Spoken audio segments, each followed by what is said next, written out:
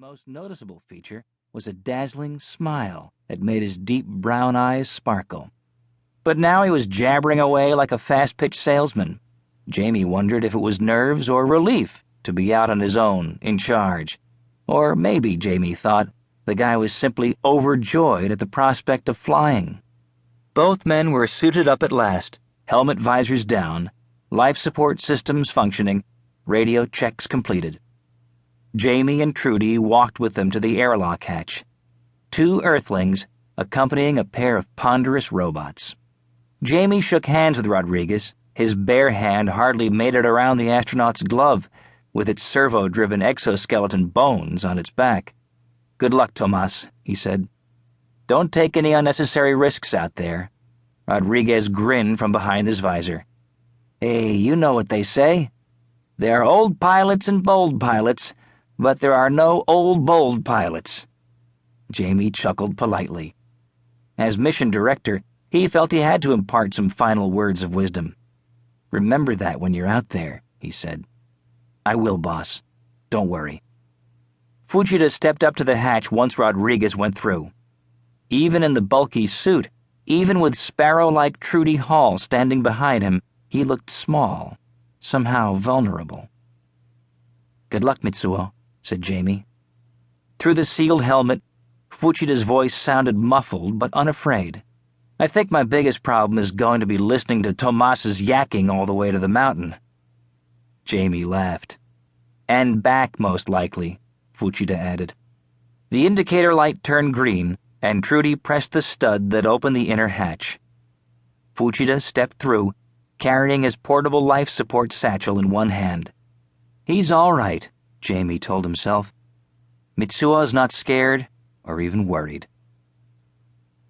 Once they had clambered into the plane's side-by-side seats and connected to its internal electrical power and life support systems, both men changed. Rodriguez became all business, no more chattering. He checked out the plane's systems with only a few clipped words of jargon to Stacy Dezhirova, who was serving as flight controller back in the dome's comm center. Fujita, for his part, felt his pulse thundering in his ears so loudly he wondered if the suit radio was picking it up. Certainly the medical monitors must be close to the red line. His heart was racing so hard.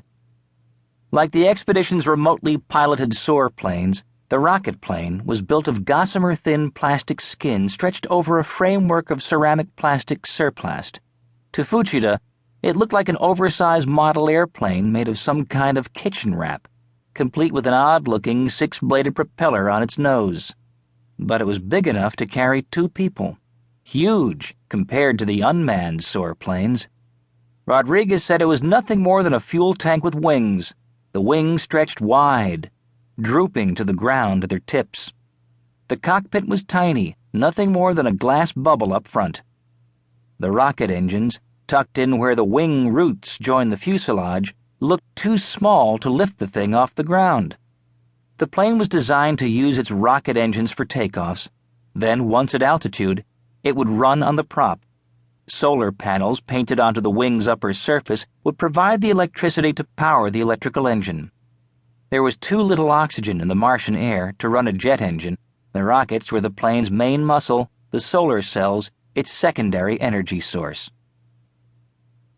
Back in the dome, Jamie and the others crowded over Dezhrova's shoulders to watch the takeoff on the comm center's desktop display screen.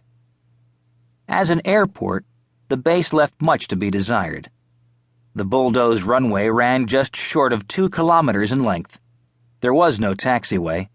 Rodriguez and a helper, often Jamie, simply turned the fragile plane around after a landing so it was pointed up the runway again. There was no windsock. The atmosphere was so rare that it made scant difference which way the wind was blowing when the plane took off. The rocket engines did most of the work of lifting the plane off the ground and providing the speed it needed for the broad, drooping wings to generate enough lift for flight. Jamie felt a dull throbbing in his jaw as he bent over Dezhirova, watching the final moments before takeoff.